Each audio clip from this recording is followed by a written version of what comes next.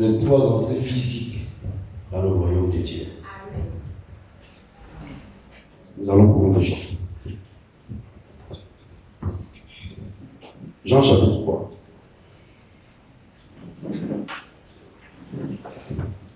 Pour nous tenir debout, nous allons lire une portion d'écriture, ensuite vous pouvez vous asseoir.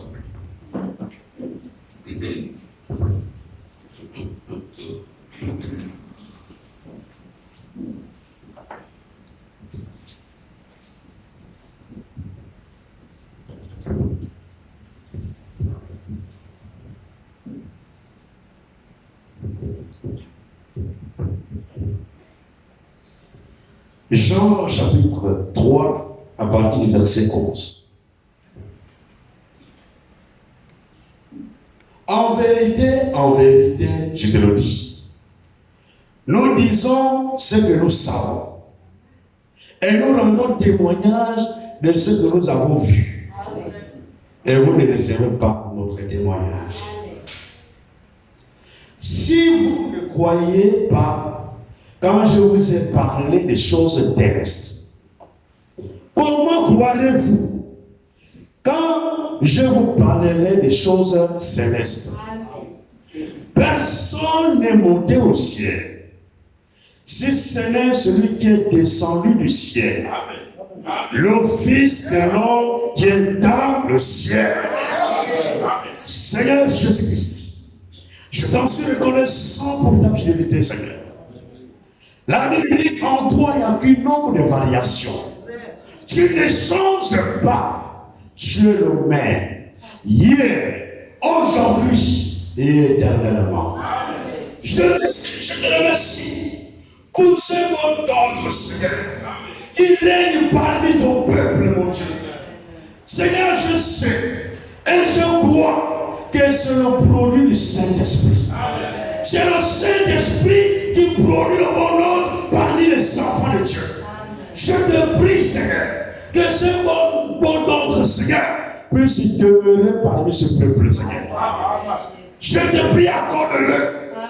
Seigneur, nous ne partirons pas à l'enlèvement des divisions, mais nous partirons à l'enlèvement dans l'unité.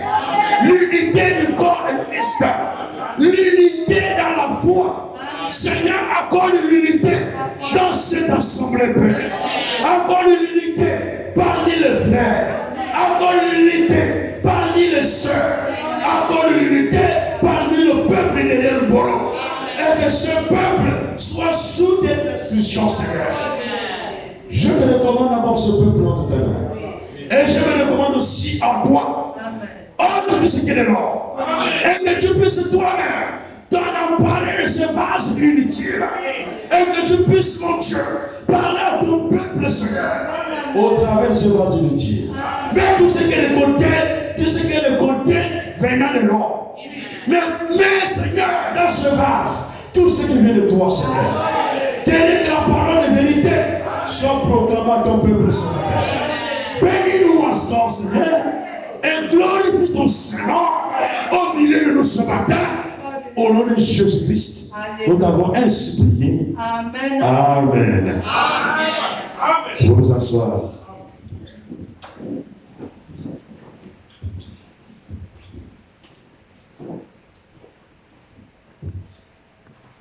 Alors nous allons parler des 3 entrées physiques dans le royaume de Dieu. L'autre fois, nous avons parlé de l'entrée spirituelle. Et là, nous avons lu dans Jean au chapitre 3. Si vous remontez plus haut, vous allez voir que le Seigneur d'abord s'adresse à Nicodème. Il s'adresse à Nicodème. Quand Nicodème est venu nuitamment vers le Seigneur, alors le Seigneur lui a parlé. Il a dit, si vous ne naissez d'eau et d'esprit, vous ne pouvez pas entrer dans le royaume de Dieu. L'entrée spirituelle dans le royaume de Dieu, il faut la nouvelle naissance. Et le Seigneur dit, il faut que vous naissiez de l'eau. Donc c'est une obligation. Ce n'est pas à négocier. Si nous voulons entrer dans le royaume de Dieu, aujourd'hui, nous devons naître de nouveau par la parole de vérité. Quand nous acceptons la parole de vérité, nous croyons à la parole de vérité. Alors l'esprit de vérité, qui est le Saint-Esprit, vient engendrer une vie à l'intérieur de nous. Alors il nous accorde le renouvellement qui aboutit à la nouvelle naissance. Et quand nous sommes nés de nouveau, c'est alors que nous sommes nés dans le royaume. On ne fédère pas au royaume de Dieu. On ne joint pas au royaume de Dieu. Mais on doit naître dans son royaume. Le royaume de Dieu est parmi nous ce matin. Ce royaume-là qui est là, spirituellement, si nous sommes nés de nouveau, nous sommes dans le royaume de Dieu. Et tous ceux qui prêchent la parole de Dieu doivent être un homme d'abord dans le royaume de Dieu. Avant de prêcher aux autres, il faut que toi-même tu fasses ton expérience. Tu dois être dans le royaume. Et comme tu es dans le royaume, tu ne peux qu'amener les fidèles dans le royaume. Tu ne les amèneras jamais hors du royaume. Et dans le royaume de Dieu, personne n'a besoin de construire son propre royaume. On ne construit pas son propre royaume dans le royaume de Dieu. Ce n'est pas possible. Le royaume de Dieu, c'est le royaume de Dieu. Et le royaume des hommes, c'est le royaume des hommes. L'homme peut aller faire son église comme il veut, faire comme il veut. C'est son problème. Dieu n'est pas dedans. Il y a beaucoup de ces églises qui prient. Avant d'aller dans une église, priez beaucoup. Priez que le Seigneur me révèle là-bas. Qui est derrière la chair? Parce que je vous dis ce matin, le problème ne vient pas de derrière. Le problème ne vient pas de ceux qui sont au bas. Le problème ne vient pas des fidèles. Mais le problème vient toujours du derrière la chair. C'est derrière la chair que le problème commence dans les assemblées. Avant d'infecter tout le peuple de Dieu. Il faut qu'il y ait pour qu'il y ait des clans au milieu du peuple, il faut qu'il y ait des clans au milieu des serviteurs de Dieu. Quand il y a des clans au milieu des serviteurs de Dieu, quand il y a des clans au milieu du peuple, des prédicateurs, il y a des clans au milieu des serviteurs, alors cet esprit influence toute l'église. Quand vous voyez des clans dans l'église, faites attention. Observez la chair. Qu'est-ce qui est prêché? Est-ce que chacun qui passe la chair veut se prévaloir de lui-même? Je n'ai pas besoin de me prévaloir de moi-même. Ce n'est pas mon église. L'église de Dieu n'est pas ton église, mon frère. L'église de Dieu n'est pas l'église de ton église, ma soeur. C'est l'église du Seigneur Jésus-Christ. Il a dit, je bâtirai mon église. Il n'a pas dit que toi tu bâtiras l'église du Seigneur. Il n'a pas dit que nous bâtirons l'église du Seigneur. Il a dit, je bâtirai mon église. C'est le Seigneur Jésus-Christ qui bâtit son église. Alors l'église est la propriété de Jésus-Christ. L'église n'est pas la propriété du pasteur. L'église est la propriété du prophète. Si vous voyez les assemblées où le propriétaire c'est un homme, sortez de cette assemblée. Vous êtes dans la synagogue de Satan. Satan, sa synagogue. Et dans la synagogue de Satan, c'est l'homme qui est devant. Tout tourne autour de l'homme. Tout le système est autour de l'homme. Il est le centre de tout. De tout ce qui se fait dans la maison de Dieu. Ici, aucun homme ne sera le centre de ce qui se fait ici. Dans cette assemblée, le centre de ce qui se fait ici, c'est le Seigneur Jésus-Christ. Jésus-Christ est le centre de l'adoration. Jésus-Christ est le centre de la louange. Jésus-Christ est le centre de la prédication. Tout se fait par lui et pour lui seul. Aucun homme va y avoir. Le royaume de Dieu, on ne joue, on ne se joue pas. On est dans le royaume. Voici pourquoi le Seigneur prenait à Nicolas. Il faut que vous naissiez de nouveau. Il faut que vous naissiez d'eau et d'esprit. Pour naître de nouveau, ce n'est pas par la parole mélangée. On naît de nouveau d'eau et d'esprit. Et l'eau, c'est la parole de Dieu. La parole est vérité. Pas la parole avec interprétation. Pas la parole avec mélange. La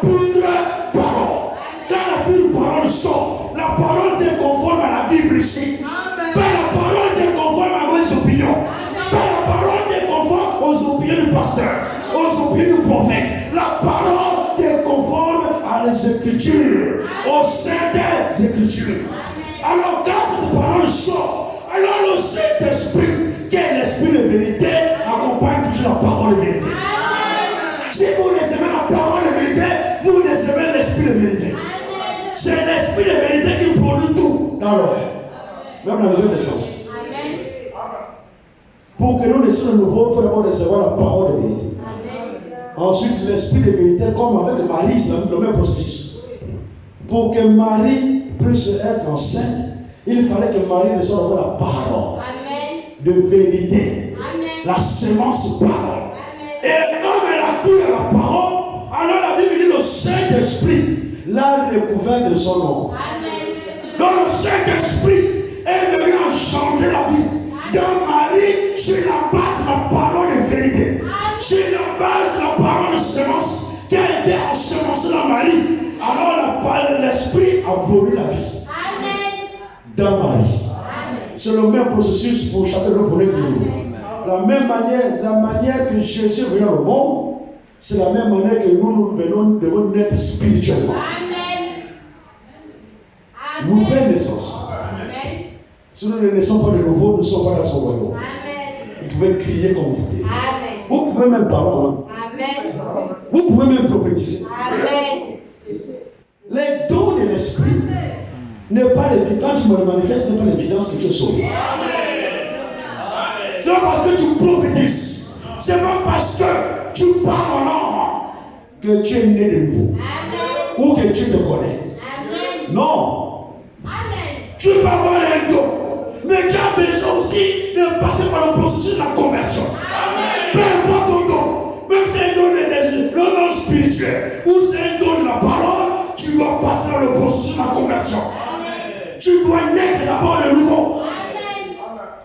Et tu dois expérimenter le baptême du Saint-Esprit. Alors, c'est le Saint-Esprit qui vient encadrer le don qu'il a mis en toi. Si tu n'es pas converti, ton don sera utilisé par Satan. Satan va travailler au milieu de nous par les fausses prophéties. Les faux parlants. Par la langue, on décide soi-même de parler. Ce matin, on dit seulement, allez, que toute l'église parle là. Alors chacun commence à parler. Ça, c'est quel parlant là? Parfois, on enseigne même à parler là. Viens ici, je vais vous enseigner à parler. Est-ce qu'on peut enseigner un enfant de parler? Non. Un enfant qui est né dans ce monde, il va commencer à composer les mots seuls. Il observe son environnement.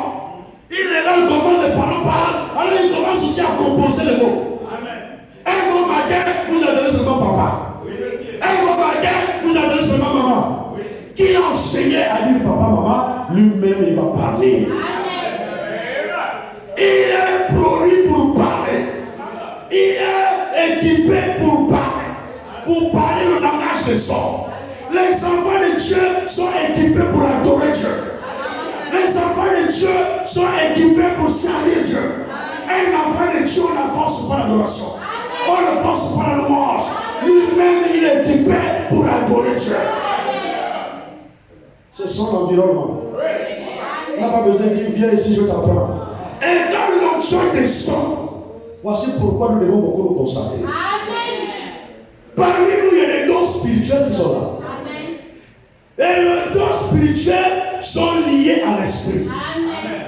Quand l'onction de Dieu descend, quand le Saint-Esprit descend, alors s'il y a des dons bien disposés, le Saint-Esprit vient secouer chaque don. Quand l'onction descend, nous sommes bien disposés, il y aura des paroles. Nous sommes bien disposés, il y aura des prophéties. Nous sommes être bien disposés. Et nous savons que l'onction des gens qui descendent souvent ici. Et quand l'onction descend sur quelqu'un, ce n'est pas la preuve qu'il est sauvé. C'est pas parce que vous voyez l'onction descendre sur le ici, oh, le frère est sauvé. Il faut regarder au fruit. Il faut regarder à la vie. À la vie de chacun. Quand vous voyez la vie du prédicateur et que sa vie est conforme aux Écritures, alors vous dites gloire à Dieu.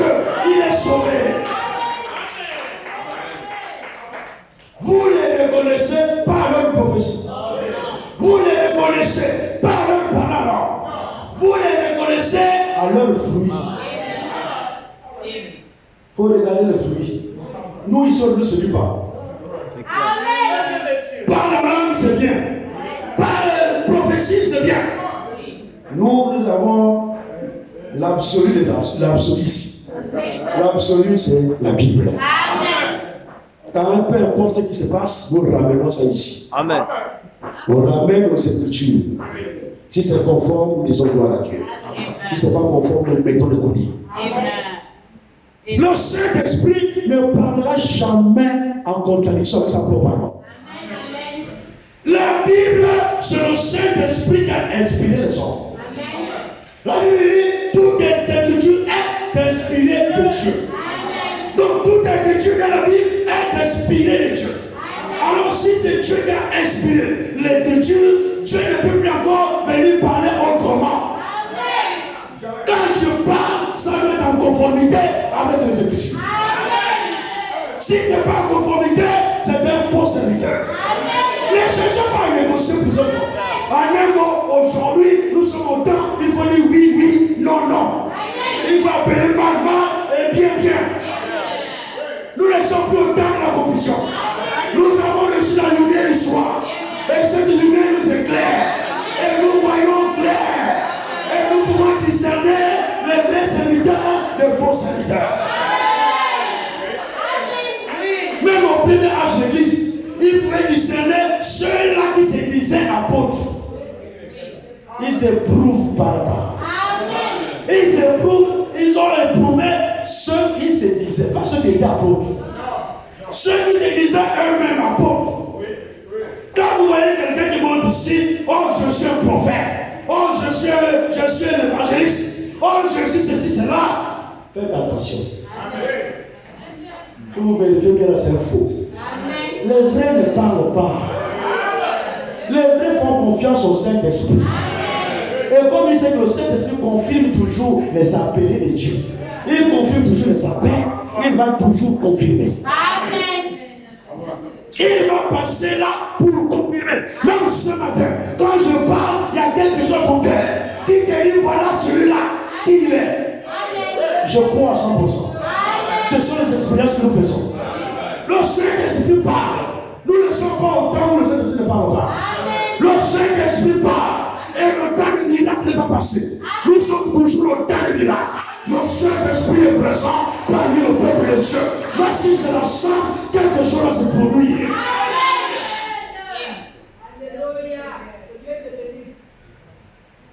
Alors, le royaume de Dieu, il faut la nouvelle naissance pour être spirituellement dans le royaume de Dieu. Amen.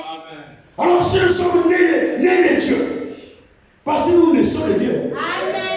Par la nouvelle naissance, nous naissons de Dieu. Amen. La sémence vient de Dieu. Amen. La vie vient de Dieu. Amen. Celui qui produit tout en nous. Amen. Et nous naissons de nouveau. Il n'y a pas de fabrication. Il n'y a pas de place pour l'or. C'est Dieu qui produit tout. Amen. De la même manière, Jésus-Christ, pour venir sur la terre, il parlait que Dieu produit tout. De la même manière aussi, nous pour naître de nouveau, il faut que Dieu produise tout. Il produit la parole, il produit l'esprit, il produit la vie. Tout ça c'est lui. Tu constates seulement que tu n'es plus la même personne. Les choses anciennes sont passées. Et voici toutes choses sont devenues nouvelles. Tu constates. Mais ce n'est pas toi qui crée ça. Ne fabriquons rien. Venons à la présence de Dieu comme nous sommes. Il venez à moi tel que vous êtes. Si nous venons à Dieu tel que nous sommes, et nous sommes sincères, nous ne retournons pas comme nous sommes venus.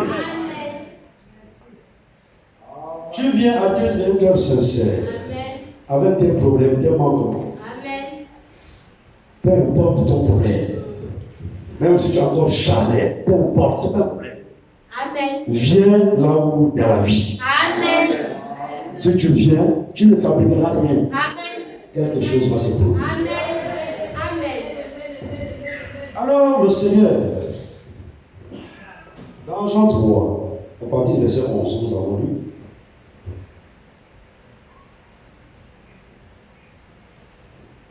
La Bible dit quelque chose.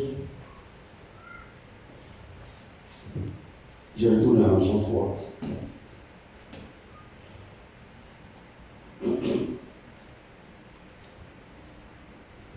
Jean 3. Et nous prenons le verset 13 de Jean chapitre. La Bible dit, personne n'est monté au ciel. Personne n'est monté au ciel. Si ce n'est celui qui est descendu du ciel. Amen. Le Fils de l'homme qui est dans le ciel. Amen. Ça, c'est les mathématiques compliquées.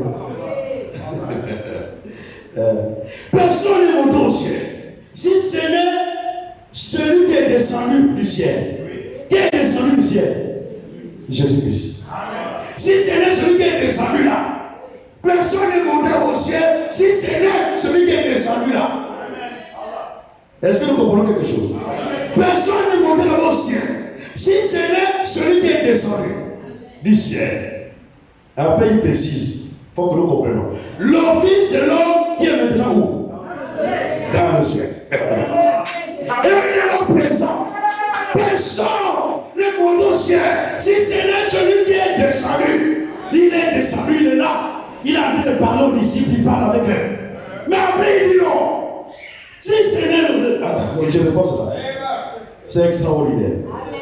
Il est le Fils de l'homme qui est dans le ciel. Amen. En même temps, Jésus était sur la terre. En même temps, Jésus est au ciel. Amen. Ça, c'est notre Dieu. Notre Dieu n'est pas limité à la géographie. Amen. Notre Dieu n'est pas limité au territoire. Amen. Notre Dieu n'est pas limité à l'espace. Notre Dieu est partout à la fois. Amen. Au même moment, il est présent ce matin derrière le boulot. En même temps, il est présent à Port-Gentil. En même temps, il est présent à Kinshasa. En même temps, il est présent à Paris. Il est présent partout au même endroit. À la fois, plutôt. Il est présent partout à la fois.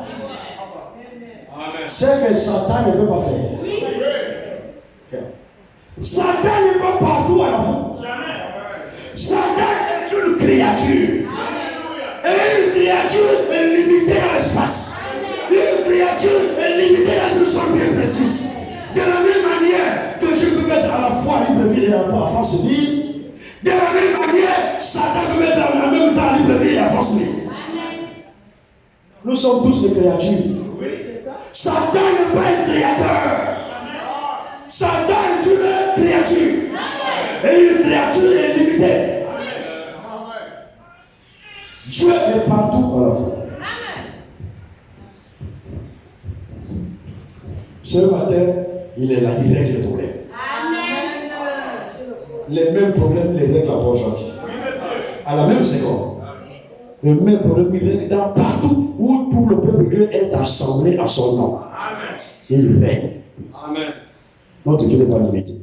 Jésus a été en même temps présent sur la terre. En même temps, il est au ciel.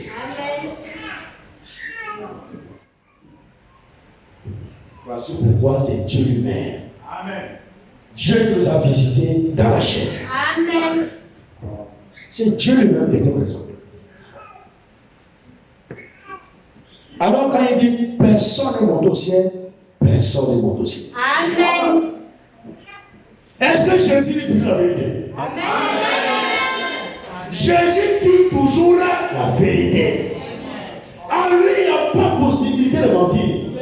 Parce qu'il est la vérité. Comme il est la vérité, alors il n'y a pas de mensonge en lui. Alors que dans Satan, il n'y a pas la vérité. Satan, il est le père du mensonge. Alors quand il parle du mensonge, il parle de son propre fond. En un mot, Satan est sincère quand il vous ment. Quand Satan vous ment, il est sincère. Maintenant, s'il veut dire la vérité, là, il n'est pas sincère. Il arrive plein de sincère. Il veut dire la vérité, non, il n'arrive pas. Il n'est pas sincère. Il faut qu'il soit sincère avec lui-même, donc il est obligé de mentir.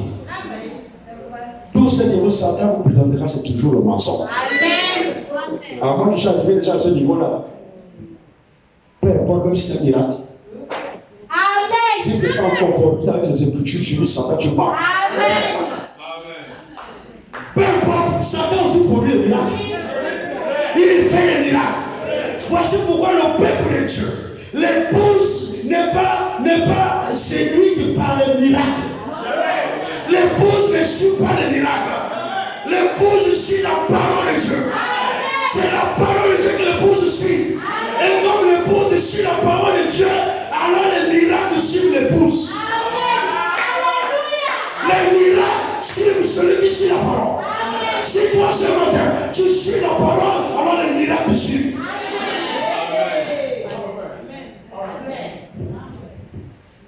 Il dit j'ordonnerai à la bénédiction même dans vos créneaux. Non, on ne cherche pas, mais ça nous suit. Partout où tu vas aller, la bénédiction te suit. Joseph va aller partout, la bénédiction te suit. Vendez Joseph comme vous voulez. Vous ne vendrez jamais son nom. Là où il part, la bénédiction le suit. Nous ne suivons pas les miracles. Ne suivez jamais les miracles. Si un miracle se produit, tu dis très bien. Prends le miracle, ramène aux Écritures. Ne dis pas, mais glorifie Dieu. Non. Tu vas glorifier un esprit séducteur. Ramène d'abord aux Écritures. Si ça cadre, alors ça vient de Dieu. Ça ne cadre pas, jette ça de côté. C'est clair. Chez nous ici, ils ont du mal. Les fausses prophéties de quoi ici, ils ont du mal. C'est clair. Et ici, c'est l'authenticité. Ici, c'est l'original. Ici, ce n'est pas la contrefaçon. Ici, il n'y a pas les à peu près. Ici, c'est l'original. Tu produis l'original accepte. Amen. L'original, c'est Dieu le Père. C'est clair. Alors quand il vient, il produit en toi l'originalité, lui-même l'original, il valide, il dit c'est ça. Le même Dieu qui parle ici, c'est le même Dieu qui vous convainc. Pendant que je parle, le même Saint-Esprit qui te convainc. Le même Saint-Esprit qui parle de leur chair, c'est le même Saint-Esprit qui a été passé en ce moment parmi le peuple de Dieu pour convaincre chacun que voici ce qui est dit ici, c'est la vérité. C'est le Saint-Esprit qui fait tout. Il dit personne ne monte au ciel. Si Jésus le dit, nous lui disons Amen. Amen, c'est clair. Amen. Alors quand il dit personne ne monte, personne ne monte. Alléluia. Là où se trouve Dieu là-bas, au ciel, il n'y a personne là-bas. Amen. La Bible dit dans Genèse 1, le verset 1, au commencement, Dieu créa les cieux. Il ne dit pas au commencement, Dieu créa le ciel. Au commencement, Dieu créa les cieux. Et le ciel, c'est le pluriel de quoi? Alléluia. Alléluia. Les cieux, c'est le pluriel du ciel. Donc quand on dit les cieux, ça veut dire qu'il y a plusieurs ciels. Plusieurs ciels qui font les cieux. Au commencement, Dieu créa les cieux. Donc il créa plusieurs ciels. Et lui-même, il est d'abord au dernier ciel. Alors même les saints de l'Ancien Testament, qui sont ressuscités dans Matthieu 27 à partir du verset 52. Lorsque Jésus est ressuscité, premièrement, en plus les saints de l'Ancien Testament sont aussi ressuscités. Amen. Ensuite Jésus les a amenés au paradis là-haut. Puisque le paradis là-bas, avant la vie de Jésus, était sous terre. Celui qui mourait, il descendait. Mais avec la venue du Seigneur, avec l'œuvre de Golgotha, les choses ont changé.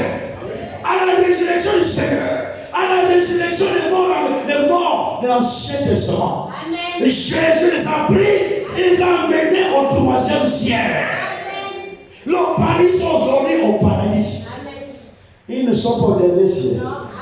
Ils sont aujourd'hui au troisième ciel. Amen. Donc ils sont au paradis. Même Enoch. Oui. Enoch, le septième de la descendance d'Adam. Enoch n'est pas passé par la mort. La mort d'Enoch fut enlevée. Et lui qui fut enlevé il est aussi au paradis.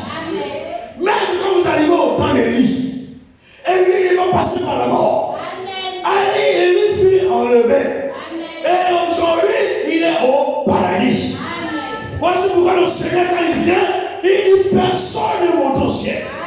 Quand il parle de personne ne monte au ciel, il s'agit du ciel où se trouve Dieu. Là-bas, personne n'est monté. Parce que les saints de l'Ancien Testament ne pouvaient pas nous dévancer. Hébreu dit, ils ne pouvaient pas parvenir à la perfection sans nous. Donc, ils nous attendent au paradis. Pour rentrer, nous tous nous rentrons. Là-bas, une entrée en compte-goutte. Nous allons rentrer tous ensemble. Amen. Cette première entrée physique-là, ce sera nous tous. Amen. Elle est sainte de l'Ancien Testament. Amen. Elle est sainte du Nouveau Testament. Amen. Nous allons rentrer ensemble. Amen. Alors, personne ne monte au ciel. Amen. Si ce n'est le Fils Amen. qui est descendu du ciel. Amen. Quand Jésus parle comme ça, Élie avait déjà été enlevé. Amen. Quand Jésus parle comme ça, Enoch avait déjà été enlevé. Jésus ne se contredit pas. Nous allons prendre 1 Corinthiens 12.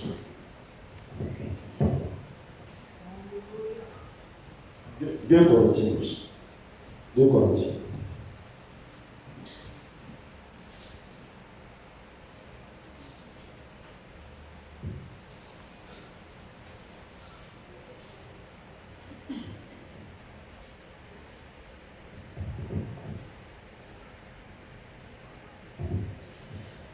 Corinthiens au chapitre 12, nous prenons le verset 12. Le verset 2 plutôt. Le verset 2. Le verset 2 de 2 Corinthiens 12. 2 Corinthiens chapitre 12, verset 2. Je connais un homme en Christ. Ah, c'est l'apôtre Paul qui parle.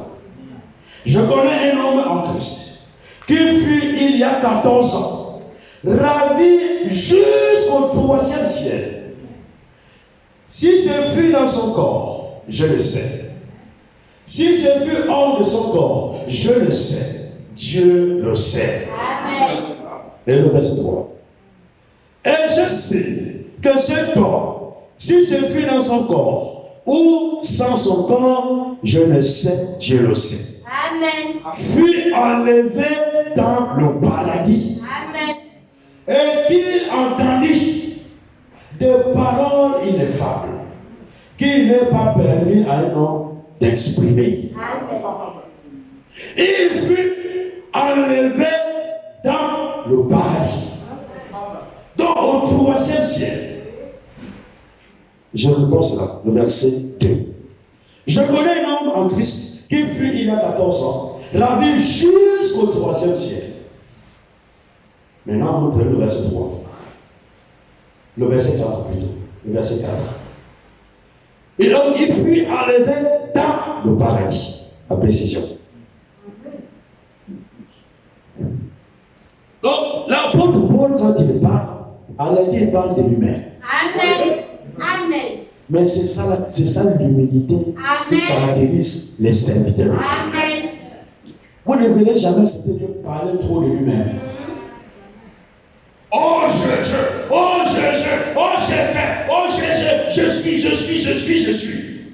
Vous ne le verrez pas. Un frère ne parle pas comme ça. Amen. Mais par contre, le faux, là, il parle beaucoup comme ça. Amen. Je suis un tel. Je suis un ministre. Vous devez respecter le ministre. On n'a pas besoin de demander au peuple de respecter le ministre. Amen. Cela viendra seul. S'il y a des enfants de Dieu dans cet endroit, Dieu placera en eux l'esprit de respect pour les serviteurs de Dieu. Oh, vous devez me respecter. Il y en a qui vont dire jusqu'à dire vous devez me payer la dîme. Oh non. On ne paye pas la dîme à un homme. J'espère que vous écoutez ce matin. On ne paye pas la dîme à un homme. Si tu payes la dîme à un homme, alors tu es le sujet de cet homme. Tu es le disciple de cet homme. Tu n'es pas le disciple de Christ. On paye la dîme à Dieu. Quand nous payons notre dîme là, on ne paye pas pasteur. On ne paye pas ça à qui que ce soit. On paye la dîme à Dieu. C'est à Dieu qu'on paye la dîme. Maintenant, Dieu a ses serviteurs qu'il a enrôlés dans son service. Alors, il peut permettre à ses serviteurs de se nourrir de ce que vous apportez pour le Seigneur. Celui qui travaille à l'hôtel doit être nourri par l'hôtel. Celui qui prêche l'évangile doit être nourri par l'évangile. Mais est-ce que l'évangile va venir là chez quelqu'un payer la nourriture? Amen. Non. C'est ça les livres que vous donnez. Tout ce que vous donnez à Dieu là. Alors Dieu voit comment maintenant nourrir ses serviteurs. Ils s'occupent de ses serviteurs. Mais nous ne payons pas la dîme à ses serviteurs. Moi je ne paye pas la dîme au pasteur. Peut-être qu'il y en a qui pensent comme ça. Et je sais qu'il y a beaucoup qui pensent comme ça. Sortez de ça. C'est encore de ça que je n'avais pas payé la dîme. Voilà. C'est encore de ça que je n'avais pas payé la dîme. Ah, j'ai compris. Ah, vous ne payez pas la dîme au sort. Vous payez la dîme à Dieu. C'est à lui seul que vous payez votre dîme. Voici pourquoi l'argent de Dieu, on le joue par ça. Nous autres là, vraiment j'ai pris beaucoup pour ça. Oui, c'est vrai. Quand tu enlèves même 5 francs dans l'argent de Dieu, tu vas justifier ça jour devant Dieu. On ne joue pas avec l'argent de Dieu. Et on ne vole pas l'argent de Dieu. Vous savez que Judas était un voleur. Tous ceux qui ont mettaient la bourse là, lui il prenait ça. La Bible dit il volait. Ça montre que c'était un faux. Un vrai serviteur de Dieu ne prenez pas prendre un seul 5 francs des enfants de Dieu et aller mettre ça ailleurs dans les choses mondaines. Tout ce qui est pour l'œuvre de Dieu, tout ce que les enfants apportent pour Dieu doit rentrer dans l'œuvre de Dieu. Si vous mettez ça dans autre chose là, vous avez le bon talent. Donc moi j'ai pris trop ça. Et j'ai fait vraiment des efforts pour ça. L'argent, l'argent que vous donnez là, ça va pour l'œuvre de Dieu. Ça ne va pas pour ma personne, la personne du pasteur. Ça va pour l'œuvre de Dieu.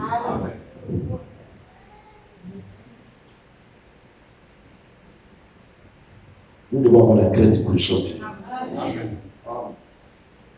Alors, personne ne monte au ciel. Personne. Jusqu'aujourd'hui. Si vous allez au dernier ciel, là-bas, c'est Dieu lui-même qui est là-bas. Et même quand le messager fut et allé au-delà du temps. Quand il fut ravi, comme nous avons lu avec Paul, lui aussi il fut ravi au paradis. Quand il est arrivé au paradis, les gens venaient à lui. Oh, notre précieux frère! Plusieurs venaient à lui. Et ce n'était pas des vieillards. C'était des jeunes. Dans le corps que nous serons toujours jeunes. Même si tu meurs à 90 ans, là-bas tu seras entre 18 et 20 ans. Un jeune dans la fleur de l'âge. Tous ceux qui venaient à lui étaient des jeunes. Alors, tellement qu'il était content de cette atmosphère, il dit, mais je veux voir l'homme là. Moi, c'est Jésus que je veux voir. On lui a dit, attends d'abord. Parce que tu dois d'abord être jugé. Jugé par rapport à ce que tu as prêché. Voici pourquoi la prédication ici, ce n'est pas un jeu. Tout ce qui est prêché ici nous sera demandé. Nous allons être jugés par rapport à ce que nous avons prêché. Il y a un temps d'abord. Tu dois être jugé. Parce que lui, il est plus haut. Il dit, ah. Donc aussi Pierre aussi sera jugé. Ah oui, c'est pas jugé. Ah. Donc l'affaire là, c'est sûr. Il est mort. Si c'est le Pierre, là il s'agit de rentrer. Ils sont au paradis. Mais il faut rentrer. Là, il rentre le royaume. Si c'est le Pierre, c'est le Paul rentre là-bas. Dans le royaume, alors aussi les miens rentreront. Amen. Nous allons aussi rentrer. Pourquoi? Parce que j'ai prêché mot à mot. Que ce que Pierre et Paul ont prêché, ce que les apôtres ont prêché, c'est ce que moi j'ai prêché. Alors je n'ai pas dévié. Alors si ils rentrent, nous aussi nous rentrerons. Il s'agit maintenant de rentrer. Parce que nous devons aller plus haut. Amen. On dit Jésus est plus haut. C'est qu'on dit. Il est plus haut. Alors que les chrétiens qui meurent là, ils sont là. Ils sont à la 6e dimension. Et ils sont au paradis. Mais Dieu est à la 7e dimension. Amen. Là-bas, il n'y a personne. Amen. Dieu, avec les anges qui nous servent. Il n'y a personne. Personne ne monte là-bas. Si c'est le Fils de l'homme qui descend. Donc, si vous allez, c'est lui que vous allez trouver là-bas. Amen. Je ne pouvez pas taper maintenant. Amen. Si Dieu vous révèle, là vous allez voir que c'est lui qui se là. Amen. Alors, il suffit. Nous maintenant, on doit rentrer physiquement dans le royaume. Amen. Nous sommes aujourd'hui spirituellement dans le royaume. Amen. Par la nouvelle naissance. Amen. Par la foi à l'œuvre des Golgotha. Amen. Nous naissons dans le royaume. Amen. Spirituellement, nous sommes dans le royaume. Amen. Mais nous ne sommes pas physiquement dans le royaume. Amen. Sinon, on ne peut plus te voir là. Amen. Nous ne sommes pas physiquement dans le royaume. Alors, nous allons parler de 3 entrées. Il y en a 3. La première entrée, c'est celle qui va bientôt arriver.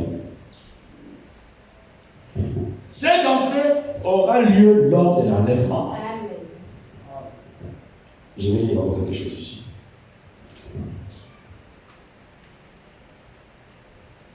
Il a dans Jean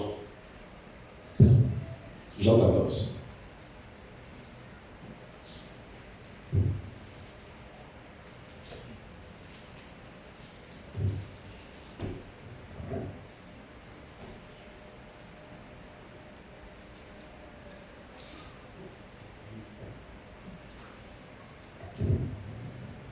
Jean 14.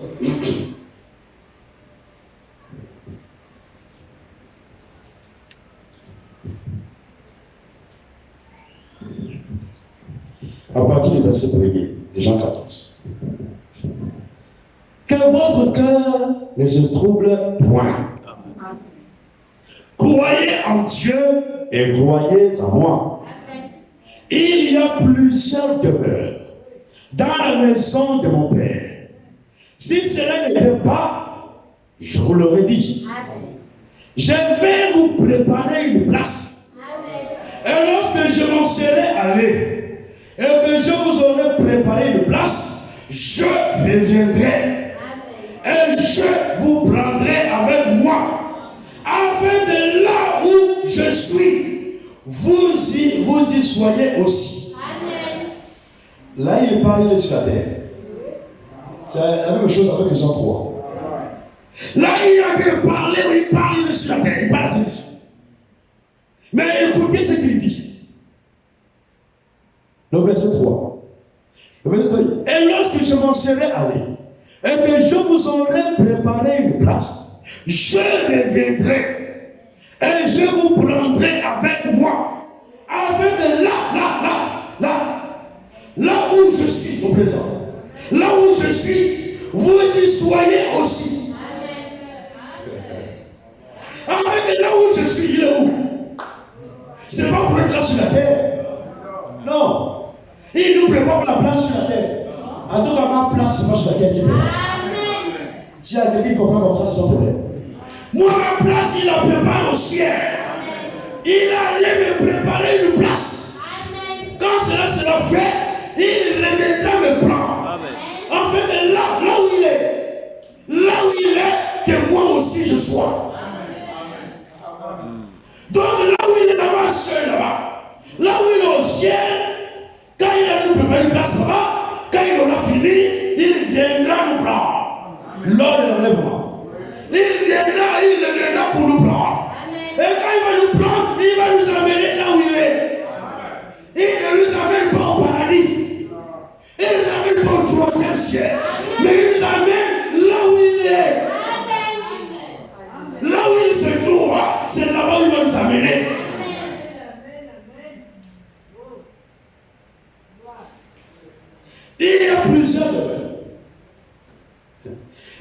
plusieurs me dans la maison de mon Père. Est-ce que tu es l'épouse de Christ? Est-ce que vous croyez sincèrement que tu es l'épouse? Ah, il y a des doutes. C'est dommage si vous doutez. Parce que si vous doutez, toutes les promesses sont pour l'épouse. Amen. Et vous allez rater toutes les promesses. Est-ce que l'épouse de Christ ce matin? Est-ce que vous êtes l'épouse de Christ? Alors laissez-moi vous dire que vous n'aurez pas eu demeure. Laissez-moi vous dire ce matin que vous n'aurez pas eu demeure. Est-ce que l'épouse peut habiter dans une demeure? Oh là là. Les choses naturelles doivent pouvoir typifier le spirituel. De la même manière que la reine doit régner dans un palais, de la même manière aussi, nous en tant que l'épouse de Christ, nous serons aussi dans le palais. Amen. On va revenir sur la traduction. Ce n'est pas une bonne traduction. Il n'y a pas qu'il y a plusieurs demeures dans la maison de mon Père. C'est pas ça. Cette maison-là sera comment? Et nous sommes l'épouse. L'épouse va habiter dans une chambre. Amen. Ou dans un appartement. Oh, ça c'est mal connaître Dieu. Moi je serai au palais. Amen. Si tu es l'épouse de Christ, toi tu seras au palais. Amen. Tu seras dans ce palais. C'est clair. Ce n'est qu'un problème de tradition, ça vous. À l'époque des traditeurs, le royaume était appelé maison. Quand on parlait de la royauté, donc le domaine. Le domaine où régnait le roi, c'était appelé maison. Et maintenant, le roi était appelé père. Et tout ce qui naissait dans ce royaume-là était appelé des sujets du roi. Parfois, on l'appelle les enfants du roi. Ce sont les propriétés du roi. Parce que pourquoi le roi peut faire de vos enfants tout ce qu'il veut. Il se lève même au matin et dit, sœur, donne-moi ta première fille là. Je la prends en mariage. Je n'avais rien dit. Amen. Vous appartenez au roi. Amen. Vous êtes né dans sa maison.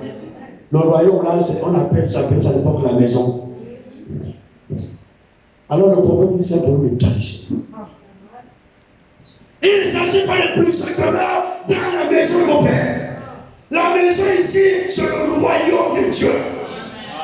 Alors la bonne définition, c'est qu'il y a plusieurs palais dans le royaume de mon Père. Il y a plusieurs palais dans le royaume de mon Père. Alors il y a nous préparer une place. Plusieurs palais. Chacun aura son palais. En tout cas, moi j'aurai mon palais. Si vous ne voulez pas lâcher vos bénédictions, c'est vous-même. Vous ne voulez pas lâcher vos promesses, c'est vous-même. Moi je combats Dieu. J'ai assujetti mon corps là, c'est pour être là-bas. C'est pour être au palais. Moi je serai au palais. Parce que je suis l'épouse de Christ. L'épouse ne reste pas dans les maisons de demeure. L'épouse est au palais. Ah, c'est que l'épouse va laisser la maison là-bas. Avec les toits d'arrivée. C'est le palais. C'est ça la première tradition. C'est vrai qu'on répète souvent ça comme ça. On répète, mais ce n'est pas la bonne tradition.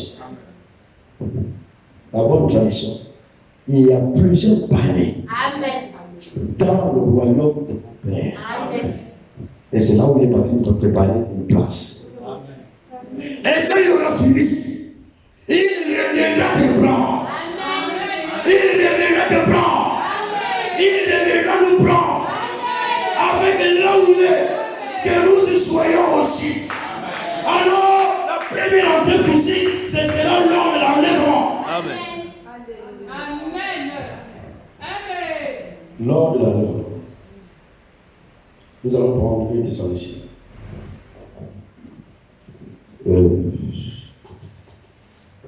1 Thessaloniciens 4.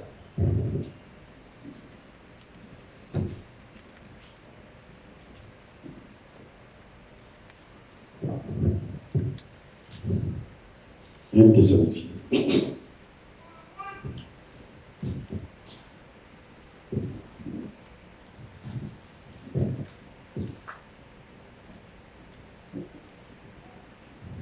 Chapitre 4.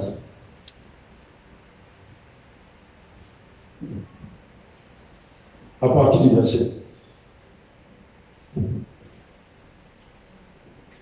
1 Thessaloniciens chapitre 4, partie verset 16. Car le Seigneur lui-même a un signal donné à la voix d'un archange et au son de la trompette de Dieu descendra du ciel et les morts en Christ resteront premièrement. Ensuite, nous les vivants qui serons restés, nous serons tous ensemble enlevés avec eux sur les nuées à la rencontre du Seigneur dans les airs. Et ainsi, nous serons toujours avec le Seigneur. Nous serons toujours avec le Seigneur. Là où il est. Nous serons toujours avec lui. Alors, dans le jour de l'enlèvement, trois choses se passeront. Il y a le cri de commandement. Ça, vous pouvez lire ça, on a déjà vu ça ici une fois. Vous pouvez lire ça dans la vie. Parce que dans la vie, c'est bon, vous ne trouverez pas.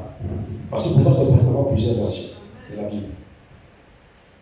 Il y a le cri de commandement. Il y a la voix des archanges. Et il y a le son de la trompette. Amen. La trompette. Les anges, la trompette de Dieu. Amen. Alors le jour de l'enlèvement, il y aura un cri de commandement. Amen. Que Dieu, Jésus va pousser. Amen. Parce que quand il descendra, il ne mettra pas pied sur la terre. Voici pourquoi la Bible dit nous allons aller à sa rencontre dans les airs. Il va s'arrêter dans les airs. Amen. Et quand il sera dans les airs, il va pousser un cri de commandement.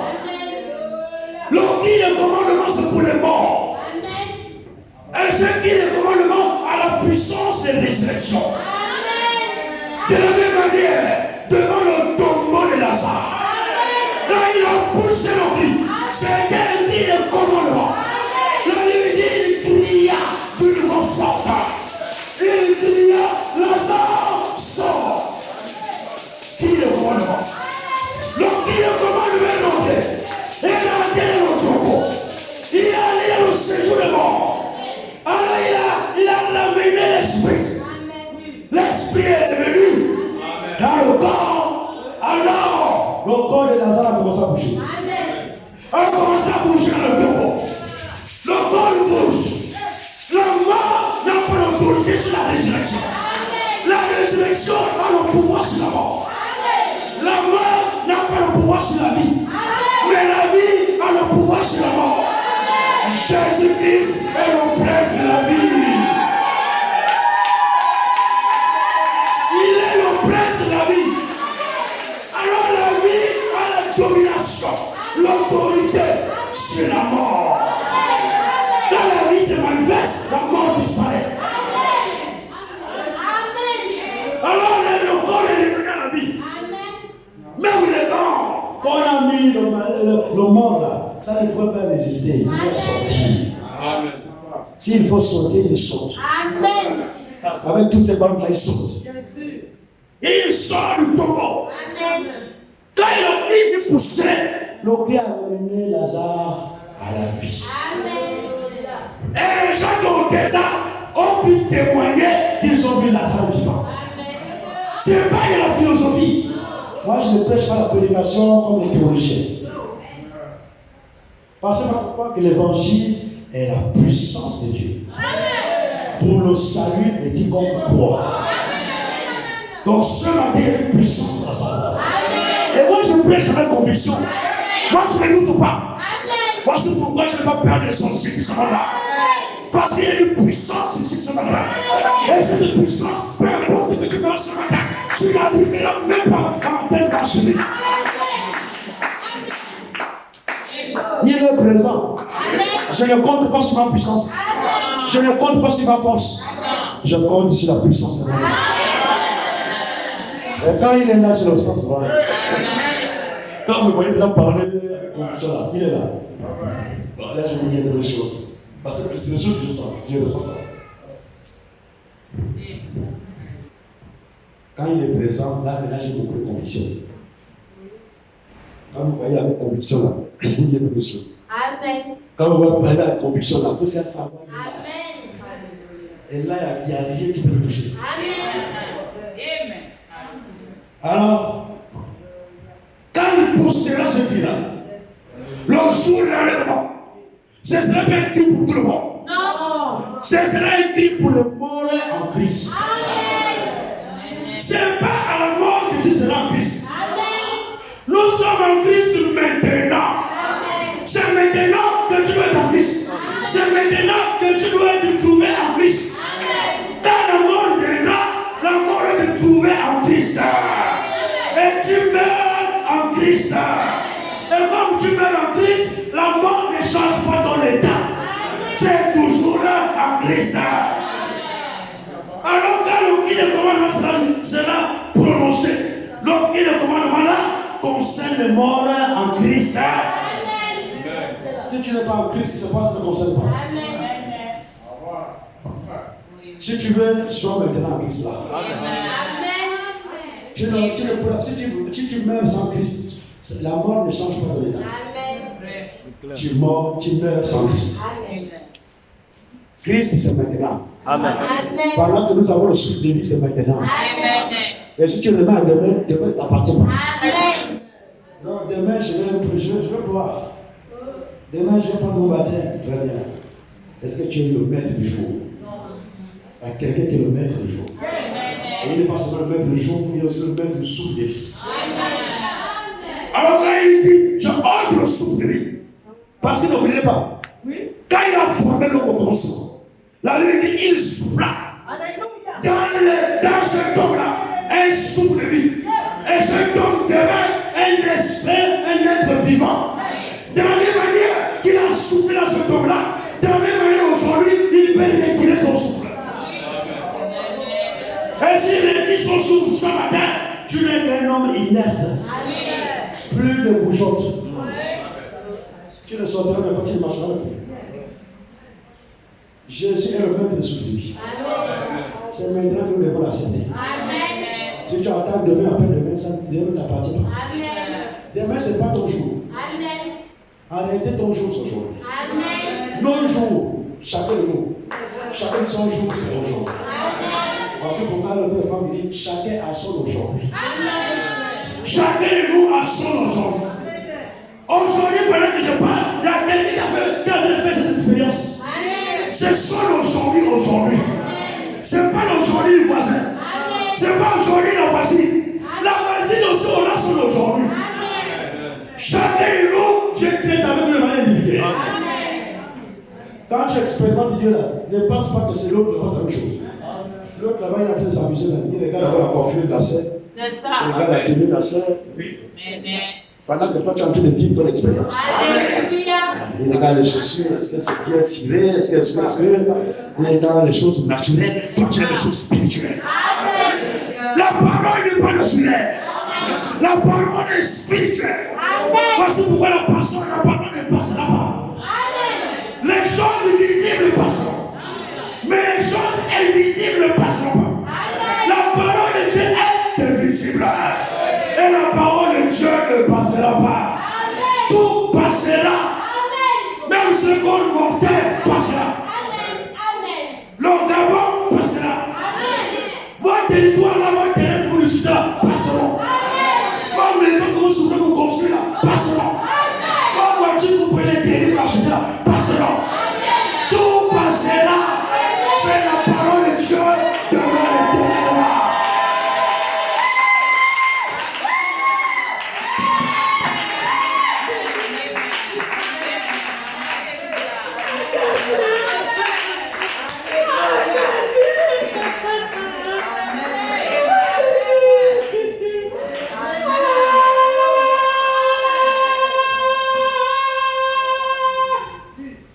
Soyez concentrés sur la parole. Notre Dieu est présent. Ne regardez ni à gauche ni à droite. Concentrez-vous sur la parole de Dieu. Et Dieu est présent par son esprit ce matin. Celui qui croit en Dieu ce matin ne ressentira pas comme il est entré. Il y a quelque chose qui doit se passer dans ton cœur.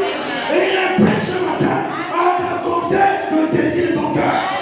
C'est nous qui ne sommes pas prêts. L'homme n'est pas prêt expérimenter le Saint-Esprit. Mais Dieu est prêt à nous donner le Saint-Esprit. Dieu croit ce matin, Dieu ne laissera pas demain ce qu'il peut faire aujourd'hui. C'est nous qui laissons à demain ce qu'il peut faire aujourd'hui. Mais tout Dieu ne laisse pas demain ce qu'il peut faire aujourd'hui. Quand il a décidé de visiter aujourd'hui, il te visite. Même Satan n'a pas de pouvoir pour empêcher ta bénédiction. Satan n'a pas de puissance pour empêcher ta délivrance. Ce matin, si Dieu décide de transformer ta vie en pécheur, en chair, il le fera ce matin.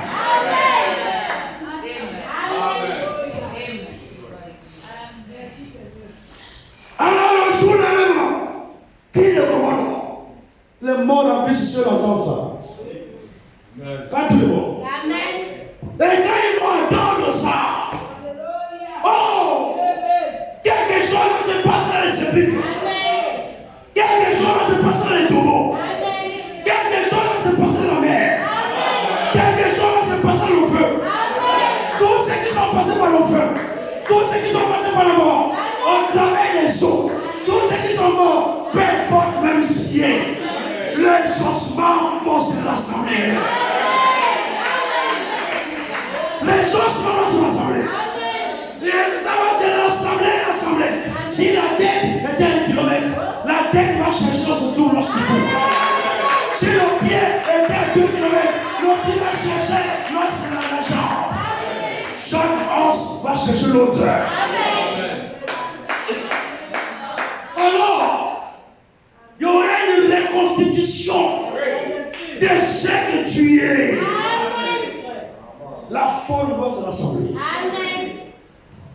Alors, nous les vivants, nous ne pécherons pas ceux qui sont morts. Premièrement, résurrection de mort en Christ. Et il ressuscite avec le corps glorifié. Et le corps incorruptible. Si tu es mort, on va parler dans les types de corps. C'est le premier matin. Il y a 3 types de corps, on va s'approcher. Pour nous, les croyants, bien sûr. Amen. Ceux qui ressuscitent dans le corps glorifié. Amen. Comme le corps que Jésus-Christ avait à la résurrection. Amen. Quand Jésus est ressuscité, il était dans un corps glorifié. Amen. Et le prophète dit, le corps glorifié n'est que le corps terrestre transformé. Amen. Le corps terrestre changé. Amen. Donc c'est le même corps là, mais changé. Voici pourquoi l'apôtre Paul pouvait lire dans Corinthiens chapitre 15 au verset 51 que je vous dis un mystère. Nous ne mourrons pas tous, mais tous nous serons changés. Alors le mort revient avec le corps de résurrection. Il revient à la vie dans le corps de résurrection, le corps glorifié. Alors c'est là qu'on ira les vivants dans la transmutation des corps. Les vivants vont expérimenter le changement de leur corps. Leur corps va être transformé. Alors ils vont revêtir le corps glorifié.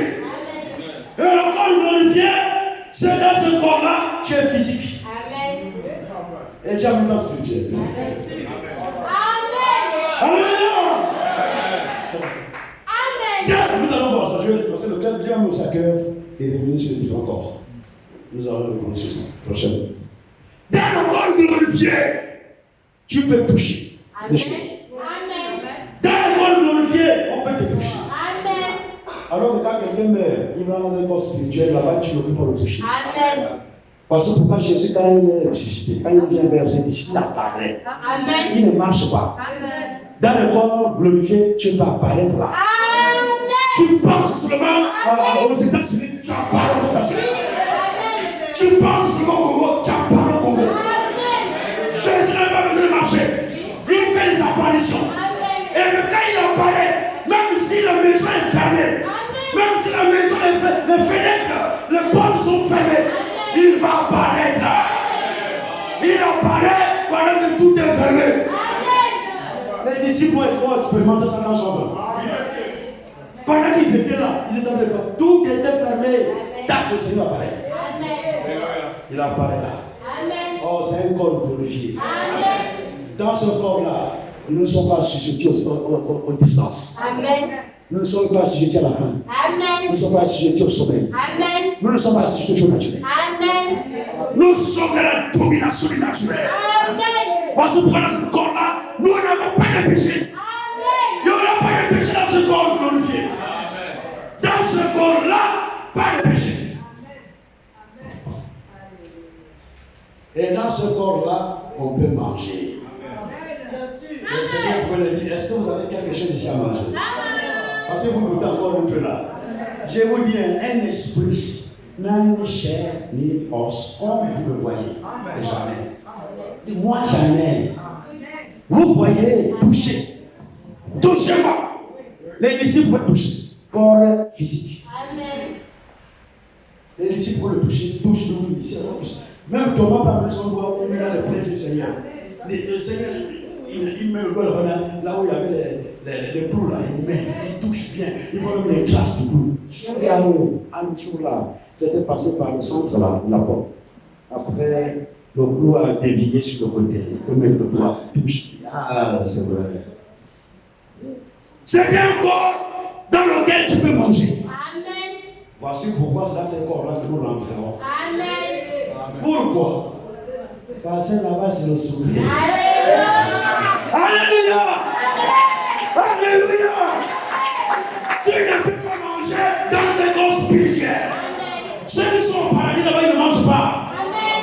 Ils sont dans ce qu'il appelle le corps céleste. Amen. Nous allons voir tout ça. Amen. Là-bas, ils ne mangent pas. Amen. Ils ne mangent rien. Ils vont manger. Amen. Ils sont, tu le touches, tu peux le toucher. Amen. Mais quand nous allons rentrer, nous serons le corps physique. Amen. Et dans ce corps-là, je peux manger. Amen. Je mange. Je dis à mon frère, est-ce que tu as goûté le plat au centre là? Amen. Je n'ai pas mis les noms des plats. Parce que les plats qui sont là-bas là, c'est tout ce qui est là-bas, c'est les noms là-bas. Amen. Moi, si vous rendez ça, c'est votre problème. Ce qui est là-bas, c'est pas comparé avec les choses présentes. Donc même les plats, comment nous servir là-bas, je ne connais pas aucun plat au monde. À qui je vais comparer ce plat-là? Même ton assiette ne sera pas une assiette à comparer avec les assiettes de ce monde. Tout ce que tu vas utiliser là-bas, ce sera nouveau. Tu verras que ici, ça n'a rien à voir avec la terre. La terre, il n'y a rien de bon. Il n'y a rien de bon. La terre, c'est le négatif. Là-bas, c'est le positif. Nous allons vivre la réalité. Et pour vivre la réalité là, nous devons être en Christ maintenant. Alors là, le corps glorifié. Alors, ce sera à la voix de l'enfant. Crie le commandement. Les morts ressuscitent. Et les vivants sont transmués. Les vivants sont changés. Tous dans le corps glorifié. Alors, il y a quelqu'un qui est dans les airs. Amen. Jusqu'aujourd'hui. Oui. Mais il quittera les airs à la 9 mois. Amen. Et bientôt il va quitter les airs. Amen. Satan est dans les lieux célestes. Amen. Il a fait son quartier général dans les lieux célestes avec tous ses démons. Alors le jour d'arrivement, il va souhaiter nous parler la route. Amen. Il pense qu'il peut contrôler Dieu. Quand il y a la pensée, là, avant qu'il ait même la pensée, là, Dieu connaissait. Alors, quand Satan dans les airs veut nous bloquer le chemin, alors Jésus a son costume debout. Parce qu'il a dit d'aller célébrer son mariage. Au nom sur les rayons.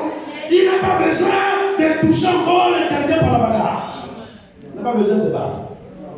Alors il fera signe à Michael. On va changer la sécurité. Alors c'est Michael qui va aller combattre Satan avec ses anges. Michael avec les anges et Satan aussi avec ses anges. Guerre dans le ciel, Apocalypse 12, à partir du verset 7. Guerre là-bas dans le ciel. Le jour d'enlèvement, ça chauffe au ciel. Parce que l'épouse va monter. Amen. Alors, Satan sera encore vaincu. Amen. Il sera toujours vaincu. Amen. Quand il a péché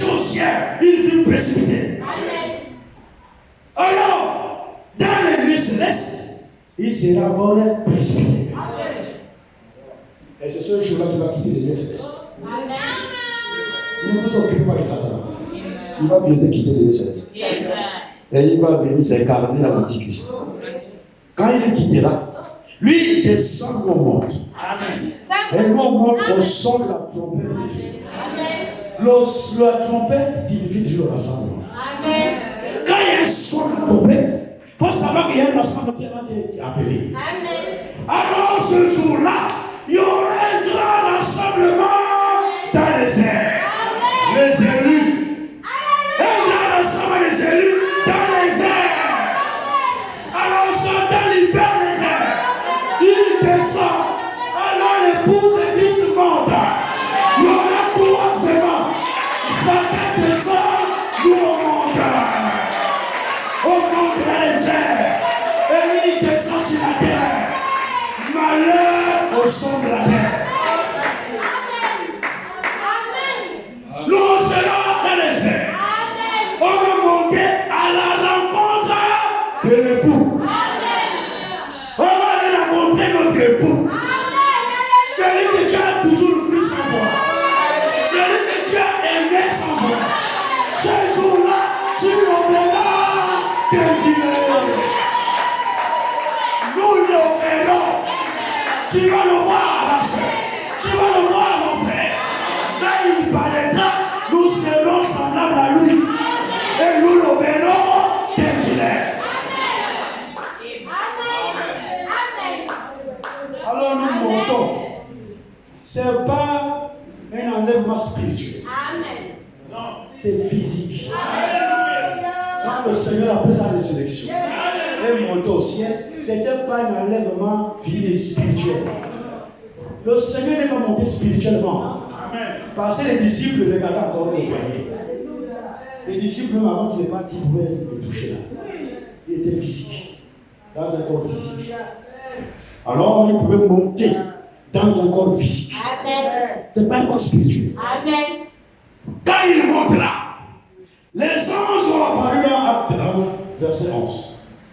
Il pouvait dire aux apôtres, aux disciples, et pourquoi vous arrêtez-vous à regarder au ciel? Le même Jésus que vous avez vu Allah au ciel reviendra de la même manière. Il n'est pas allé au ciel. Il est allé au ciel. On n'a pas le temps de lire les détails là. Mais vous allez-y lire à la maison. Il est monté au ciel. Il n'est pas monté aux cieux. Quand on parle là-bas, c'est le ciel, là-bas, c'est lui-même là-bas. Et il est monté dans un corps physique.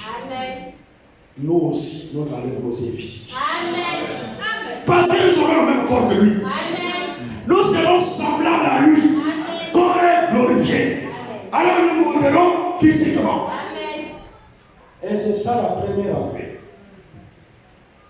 Première entrée physique. Nous allons rentrer dans le corps physique. Nous allons rentrer là-bas au ciel.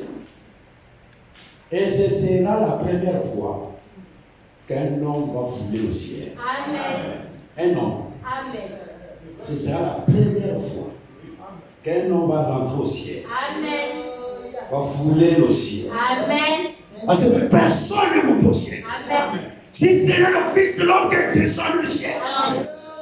Alors ce jour-là, nous monterons pour la première fois au ciel. L'homme va rentrer au ciel pour la première fois. Voici pourquoi c'est la première entrée physique. Et nous rentrons dans le corps physique. Et dans ce corps physique, nous allons manger. On noce la vie. Nous serons dans le corps physique. Ça, c'est la première entrée.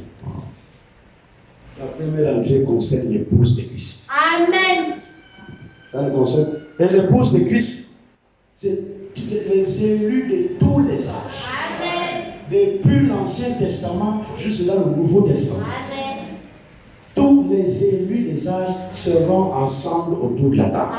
Ça, on va lire ça. On va lire ça. Matthieu 8. Ne pensez pas qu'il y a que ceux qui seront là-bas.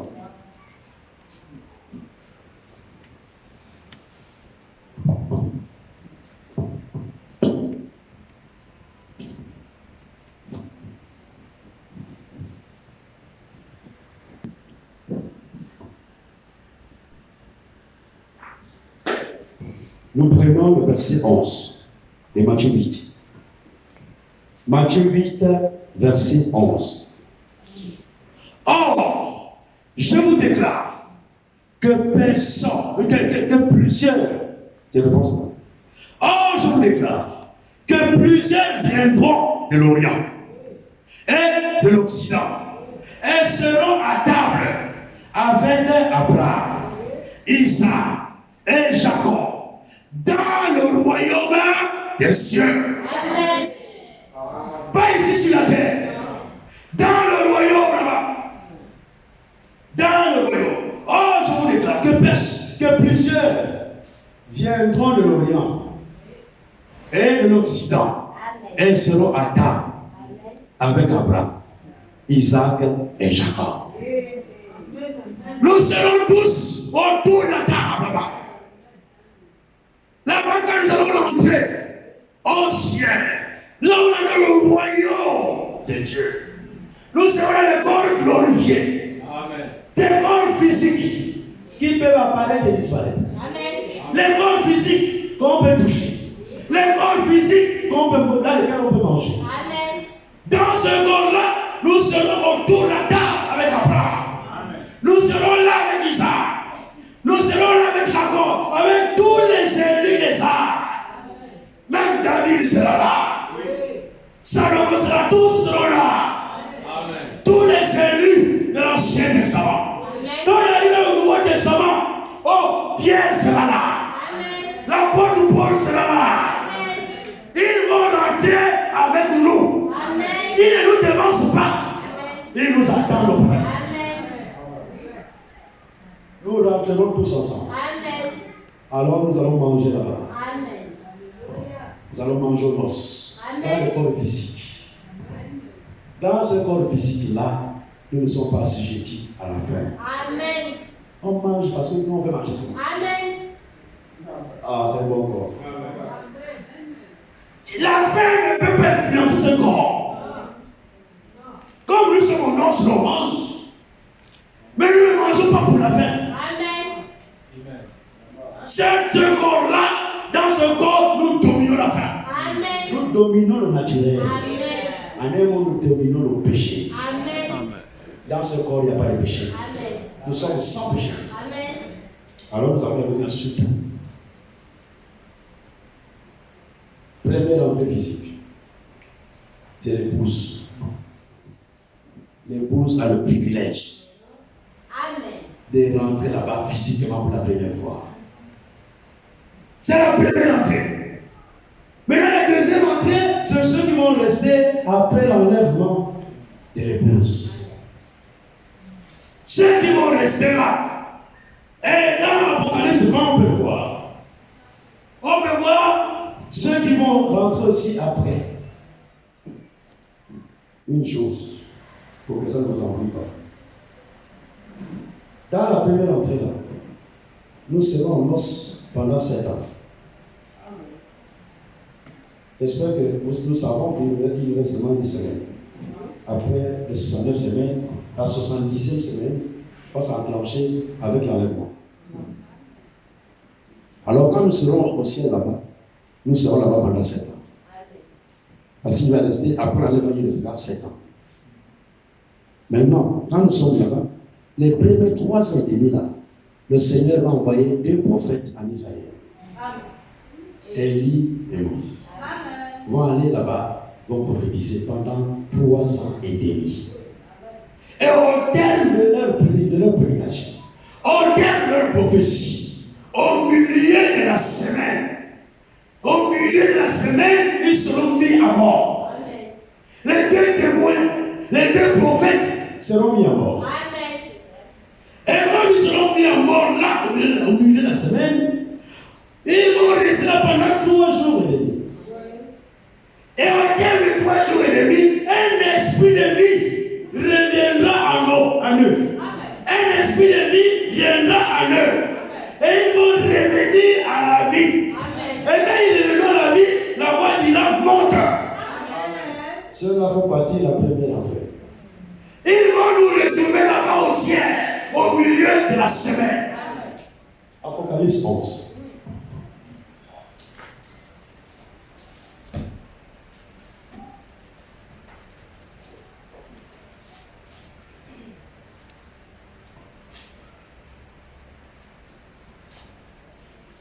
l'Apocalypse 1. Ils seront tous là-bas. Ils vont nous rejoindre.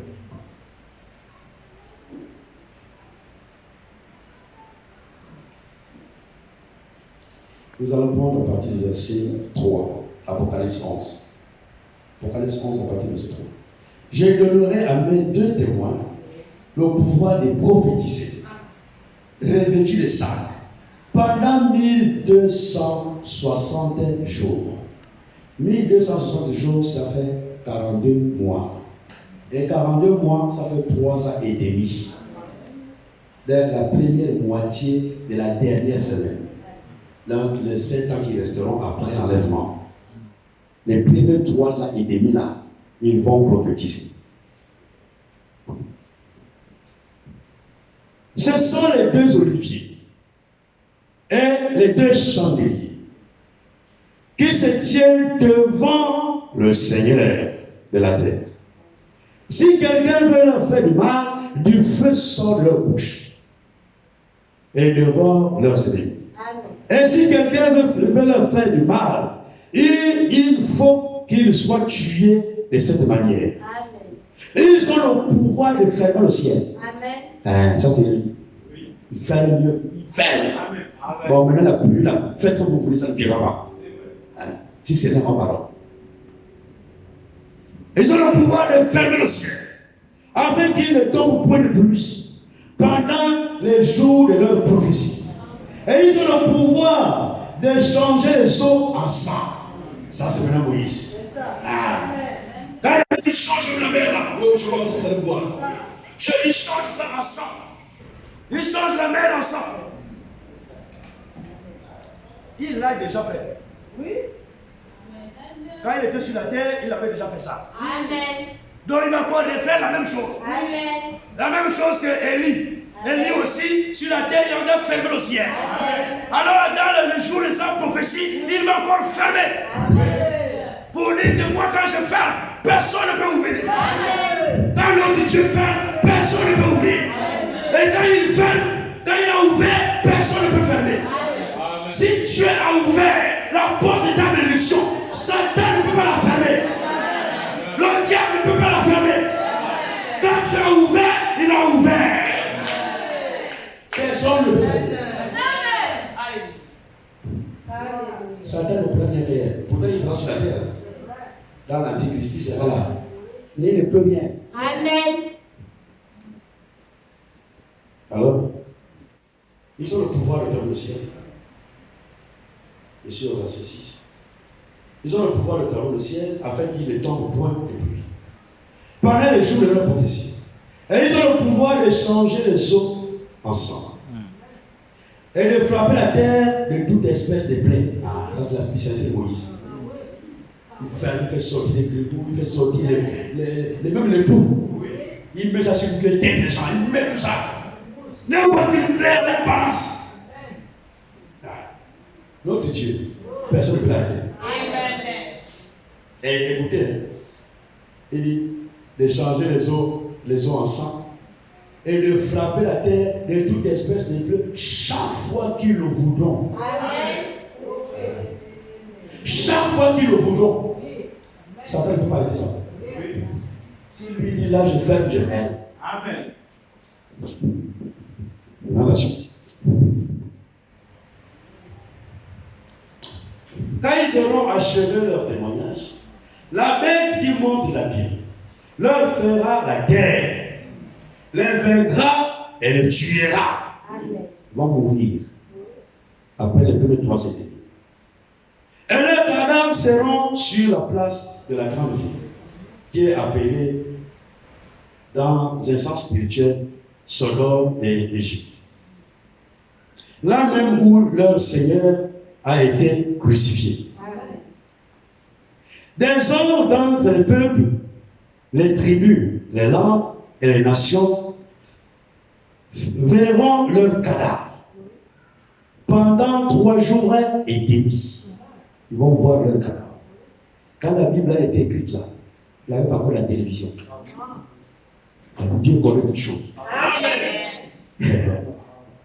Il dit des hommes dans les peuples. Pas seulement Israël. Tous les peuples. Amen. Les hommes d'entre les peuples, les tribus, Amen. les langues même. Donc même les femmes. Amen. Amen. Et les nations. Amen. Les nations verront leur cadavre Amen. pendant 3 jours et demi. Amen. Ils vont le voir comment? Nous allons voir, ça va passer à la chair, en boucle. Ça passera sur le France 24 en boucle. Ça passera à la télé, nous allons voir ça. Même si nous sommes au Gabon, tu vas voir ça à la télé. Quand c'était écrit là, Dieu savait que la télévision était là. Amen. Dieu connaît toutes choses en avance. Il connaît les temps et les circonstances. Alors il peut prophétiser d'avance ce qui va arriver dans 1000 ans, dans 50 ans. Il connaît. Amen. Il savait, il sait que vous allez voir ça. Nous tous nous verrons, si tu vas rester bien sûr. Nous serons à l'os. Alléluia. Pendant 3 jours et demi. Et ils ne permettront pas que leur cadavre soit mis dans un sépulcre. Et à cause d'eux, les habitants de la terre se réjouiront et seront dans l'allégresse. Et ils s'enverront des présents. C'est ce qui se faisait au temps romain. Quand il y avait des moutons, ils s'envoyaient des présents. Ils s'enverront des présents les uns aux autres. Parce que ces 2 prophètes ont tourmenté les habitants de la terre. Ils avaient un impact sur toute la terre. Quand ils ferment le ciel, c'est pas seulement en Israël. Ils ferment le ciel jusqu'au Gabon. Ils ferment le ciel partout. Ils ferment partout. Personne n'oublie pas l'endroit où ça doit dire joindre le cachet là. Non. Ils ferment, ils ferment. Après les 3 jours et demi, un esprit de vie venant de Dieu entra en eux. Et ils s'étèrent sur leurs pieds. Et une grande crainte s'empara de ceux qui les voyaient. C'était visible. Et ils entendirent du ciel une voix qui leur disait: montez ici. Cette voix s'adressait aux 2 prophètes. Montez ici. Et ils montaient au ciel dans la nuée. Et leurs ennemis les virent. Ils montaient au ciel dans la nuée, au milieu de la semaine. Amen. Après 3 ans, les premiers 3 ans et demi, ils seront tués, ils vont monter. Ils vont nous rejoindre au noces d'ailleurs. Parce que tous ces temps nous sommes là-bas. Alors ceux qui vont, après que les 2 témoins vont monter au ciel, après que les 2 prophètes vont monter au ciel, c'est alors que commence la colère de Dieu. Alors, la deuxième partie de la dernière semaine de l'année, cette deuxième partie-là, les 3 ans et demi là, c'est les 3 ans et demi de la grande tribulation. C'est les 3 ans et demi que Dieu a manifesté sa colère. Amen. Alors les vierges forts qui vont rater l'enlèvement vont passer par la grande tribulation. Parce que les sages, là on a plus le temps, je peux le là-dessus. Nous pouvons dire ça dans Matthieu 25, la parabole des sages et des vierges. Vous allez voir que quand le Seigneur vient, les sages vont rentrer. Ils rentreront. Vous pouvez lire ça à la maison. Au verset 10, ils rentrent. Rentrez là, ils rentrent là-bas au royaume. Ils rentrent dans l'enlèvement pour aller au ciel. Ils rentrent au royaume. Et ils vont rentrer. Et après la porte sera fermée. Maintenant, les vierges forts qui seront restés vont passer par la grande tribulation. Amen. Et c'est par la grande tribulation qu'ils vont donner leur vie en martyr. On va leur dire d'accepter la Trinité, la fausse Trinité. S'ils n'acceptent pas, ils seront mis à mort. Et les vrais vierges forts n'accepteront pas la Trinité. Ils n'accepteront pas la marque de la bête. Ils n'accepteront pas cela. Ils vont résister. Alors ils vont donner leur vie. Ils vont mourir le martyr. Alors, Apocalypse 20, avant l'entrée dans le millénium, alors les vierges forts, les 144 000 que vous allez voir partir du verset 2. Dans l'Apocalypse 7. Qui vont aussi mourir. Parce que pendant le jour de prophétie des prophètes, les 144 000 vont boire. Et ils vont être scellés. Et maintenant, ils vont aussi mourir. La bête va faire la guerre. Ils vont mourir. Alors ils vont compléter le nombre de ceux qui sont sur l'autel dans le 5e psaume. Le 5e psaume, c'est les saints qui sont sur l'autel. Ce sont les martyrs juifs qui sont sur l'autel et qui crient vengeance tous les jours.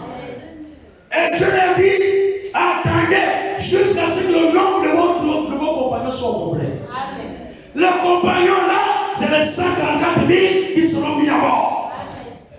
Alors ils seront mis à mort et avant le millénaire, les martyrs vont ressusciter. Apocalypse va rapidement finir.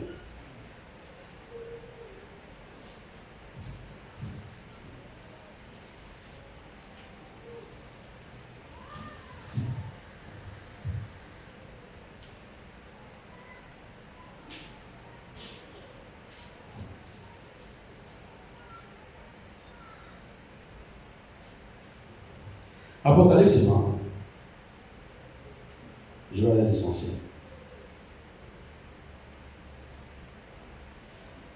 Le verset 4. L'Apocalypse 20. Et j'ai mis les trônes. Ça, c'est encore le détail. On rentrera aujourd'hui. Et à ceux qui s'y assis fut donné Le pouvoir des juges. et j'ai mis les armes de ceux qui avaient été décapités à cause du témoignage de Jésus et à cause de la parole de Dieu. À cause du témoignage de Jésus et à cause de la parole de Dieu. Donc nous avons les martyrs juifs là et nous avons aussi les martyrs des nations qui sont les vierges fortes. Témoignage de Jésus. Et à cause de la parole de Dieu. Et à ceux qui n'avaient pas adoré la bête, ni son image, et qui n'avaient pas reçu La marque sur leur front. Ceux qui vont résister pendant la grande tribulation. sur leur front et sur leur main. Ils rêvaient à la vie. Et ils régnaient avec Christ pendant 1000 ans. Ils vont revenir à la vie avant le millénaire. Parce qu'ils doivent rentrer, et c'est ça la deuxième entrée physique. Parce que le royaume de Dieu va descendre sur la terre. Alors, la deuxième entrée, qui est l'entrée physique, concerne l'entrée des martyrs. L'entrée des vierges forts, l'entrée des 140 000, l'entrée des âmes sur le terre. Les martyrs qui vont revenir à la vie et qui vont régner pendant 1000 ans. Mais eux, ils ne seront pas sur le trône. Ils seront devant le trône. Sur le trône, c'est l'épouse. C'est toi et c'est moi. Nous serons dans la nouvelle Jérusalem, qui sera suspendue dans l'ancienne Jérusalem. Alors nous serons sur le trône. L'épouse est sur le trône. Alors les martyrs vont rentrer, c'est la deuxième entrée physique. Ils vont entrer. Il y aura d'abord le jugement des nations, nous avons les juges. Ensuite, même les jugements de 12 tribus d'Israël, il y a beaucoup de jugements là. Et ensuite, ils entrent. Ceux-là qui vont revenir à la vie des martyrs vont rentrer. C'est la deuxième entrée physique dans le royaume. Ils vont rentrer au milieu. Et ensuite, ceux qui ne sont pas Ressuscités. qui n'ont pas ressuscité à la première résurrection, qui n'ont pas ressuscité lors de la résurrection de mort en Christ, qui n'ont pas ressuscité lors de la résurrection même des saints de l'Ancien Testament, qui n'ont pas ressuscité lors de la résurrection des martyrs avant de rentrer dans le milieu. Tous ces morts qui seront restés vont ressusciter après le milieu. Alors après le millénaire, c'est la deuxième résurrection. Maintenant, ceux qui ressuscitent à la deuxième résurrection ressuscitent pour le jugement. Amen. Alors ils vont passer au jugement du trône blanc. On appelle le dernier jugement. Parce qu'il y a plusieurs jugements. Le dernier jugement, c'est le jugement du trône blanc. Apocalypse 20, verset 11 plus bas. Ça va être la troisième enquête physique. Nous allons lire ça. Au verset 11. Puis j'ai vu un grand trône blanc. Et celui qui était assis dessus. La terre et le ciel s'enfuirent devant sa face. Et il ne fut plus trouvé de place pour eux. Et j'ai vu les morts, les grands et les petits, qui se tenaient devant le trône. Amen. Des livres furent ouverts. Et un autre livre fut ouvert. Celui qui est le livre de vie. Un détail important. Amen. Et les morts furent jugés Amen. selon leurs œuvres, d'après ce qui était écrit dans ces livres-là. La mer rendit les morts qui étaient en elle. La mort et le séjour des morts rendirent les morts qui étaient en eux. Et chacun fut jugé selon ses œuvres. Et la mort et le séjour des morts furent jetés dans les temps de feu. C'est la seconde mort, les temps de feu. Quiconque ne fut pas trouvé, écrit dans le livre de vie, fut jeté dans les temps de feu. Amen. Alors la deuxième résurrection est la résurrection générale.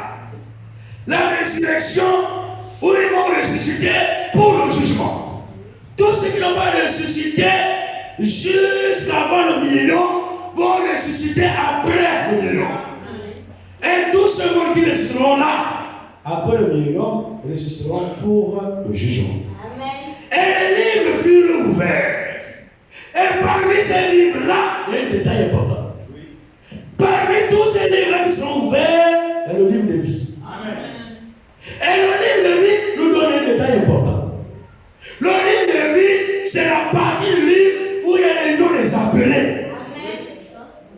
Parce que nous savons que dans les croyants, dans le groupe de croyants, il y a deux groupes. Il y a deux groupes parmi les croyants.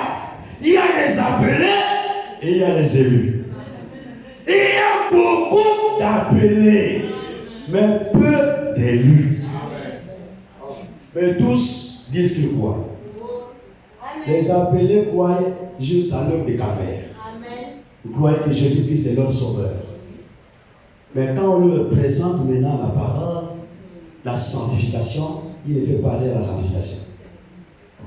Et c'est Jésus bénit, Jésus guérit, Jésus délivre, Jésus est le Dieu de toute bénédiction, Jésus protège.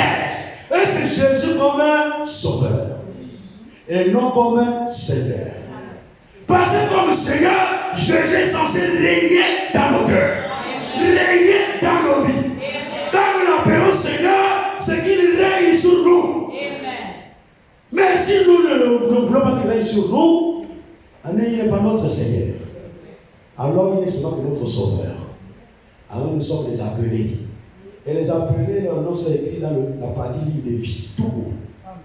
Et là-bas, leurs noms peuvent être effacés. À cause du péché. Dieu a dit à Moïse, il dit, j'effacerai de mon livre celui qui a péché contre moi. Dieu efface le nom de l'appelé qui est dans le livre de vie, il peut effacer. Encore notre petitesse, encore notre péché. Nous buvons le péché comme boire. Et moi, il peut effacer ton nom. Alors que les élus, leurs noms sont dans la partie du livre de vie de l'agneau. Nous, toi mon frère, toi ma soeur, nous, nos noms sont écrits avant la fondation du monde. Par le sang de l'agneau, il a écrit nos noms dans le livre de vie de l'agneau. Et dans le livre de vie de l'agneau, les noms ne peuvent pas être effacés. Parce que ces noms-là sont écrits avec le sang de l'agneau. L'agneau a été immolé avant la fondation du monde. Et nos noms ont été fondation du monde. Amen. Alors nous avons été prédestinés au salut. Amen. Alors le temps arrive que nous devons pouvoir nous croire. Oui. Mais nous sommes, c'est pas aujourd'hui que nous avons cru. Alléluia. Mon frère, c'est pas aujourd'hui que tu as cru. Ma soeur, c'est pas aujourd'hui que tu as cru. Tu as toujours cru à Jésus. Dans la présence de Dieu. Avant la fondation du monde. Avec le monde, ils sont formés. Il t'a vu croyant. Il t'a vu croyant dans l'Odyssée. Dans l'Odyssée, il t'a vu croyant. Et comme il t'a vu croyant, il t'a prédestiné à la vie éternelle. Il t'a prédestiné au salut. Il t'a prédestiné au baptême du Saint-Esprit. Et il t'a prédestiné aux noces l'agneau. Il t'a vu. C'est pas aujourd'hui que tu as cru. Tu ne fais que confirmer aujourd'hui ton appel. Ce que tu fais aujourd'hui, c'est la confirmation de ce qui a eu lieu avant la fondation. Dans la présence de Dieu, tu as cru. Et comme tu as cru, tu ne peux pas faire autrement aujourd'hui. Tu ne peux que croire parce que tu as déjà cru. Et ton nom dans le livre de vie là. Les ceux-là ne seront jamais confus. Les élus ne seront jamais dans la confusion. Ceux-là, le diable peut les amener par le feu. Le diable peut les amener par les vagues. Le diable peut les amener par les eaux. Le diable peut les amener par les épreuves. Mais il passe toujours par le sang de l'agneau. Il passe dans le sang. Alors, il ne peut pas être perdu. Laissez-moi vous dire ce matin. Par l'autorité de la parole de Dieu, aucun élu ne sera perdu. Aucun élu ne sera jamais perdu. Tous les élus rentreront au ciel. Aucun élu ne restera. Amen. Alors, après le jugement dernier, ceux-là dont les noms seront trouvés dans le livre de vie, Qui sont les appelés, ils vont rentrer dans l'éternité. C'est là où les appelés vont rentrer. C'est la troisième entrée. La troisième entrée, c'est l'entrée des appelés. la première entrée, c'est l'entrée de l'épouse. La deuxième entrée, c'est l'entrée des martyrs. Les martyrs juifs et des nations. Et la troisième entrée, c'est l'entrée des appelés. Ceux-là dont les noms seront trouvés dans le livre de vie. Alors ils rentreront dans l'éternité. Mais ceux-là dont les noms ne seront pas trouvés, ceux-là seront jetés dans les temps de feu et de souffle. Ils seront là. Mais ceux qui vont rentrer après le jugement dernier. Parce qu'après le jugement dernier, nous quittons le temps. Le temps s'arrête. Le jour va s'arrêter. Les heures vont s'arrêter. Les secondes vont s'arrêter. Nous rentrons dans l'éternité. Alors nous rentrons là-bas. Dans l'éternité. Et c'est là où les appelés rentrent. Ils rentrent dans l'éternité. C'est la troisième entrée physique. Ils rentreront après le jugement dernier. Ils vont rester là-bas. Pas de résurrection avant le million. Ils ne seront pas dans le million. Travaillons dur. Travaillons dur. C'est le temps favorable. Alors, eux qui jouent avec leurs amis, qui jouent avec leur Dieu, ils vont ressusciter après le million. Résurrection pour le jugement. Et c'est là-bas qu'ils seront jugés. Et comme leurs noms sont dans le livre de vie, ils rentreront dans l'éternité. Ils rentreront dans le royaume éternel. Amen. Vous vous rappelez les deux pierres qu'on a vu la dernière fois? C'était combien? 2 Pierre 1. Le royaume de Dieu est un royaume éternel. Alors les appelés entreront après le jugement dernier. Ils vont rentrer dans le royaume. La dernière entrée physique. Parce que là-bas maintenant c'est l'éternité. Là-bas c'est là Dieu qui est tout en tous. Nous vivons l'éternité. Et dans l'éternité, il n'y a pas avant-hier. Dans l'éternité, il n'y a pas aujourd'hui. Dans l'éternité, il n'y a pas demain. Dans l'éternité, c'est l'éternel présent. Nous allons vivre le présent de manière éternelle. Les secondes ne passent pas. Amen. Les jours ne passent pas. Nous sommes éternels dans l'éternité. Alors, nous serons là-bas dans la joie. Nous voulons entrer. Le plus important pour nous, c'est d'entrer. Nous voulons être dans ce royaume-là. Mon frère, ma soeur, est-ce que tu ne veux pas rentrer? Tu ne veux pas rentrer dans ce royaume-là? Les choses de ce monde-là, nous avons trop fait. Nous avons gagné quoi? Alors là-bas, tu vas vivre éternel. La vie éternelle n'a pas de jours. La vie éternelle n'a pas des années. La vie éternelle n'a pas de siècles. Il n'y a pas de milléniums, c'est l'éternité. Nous allons vivre. Vivre. Il n'y a pas de jusqu'à. Non. Parce que si vous dites jusqu'à, ça veut dire qu'il y a un temps. Nous vivons l'éternel présent. Amen. Nous vivrons l'éternel présent. Que Dieu vous bénisse ce matin. Dieu vous bénisse. Nous allons vivre à Dieu.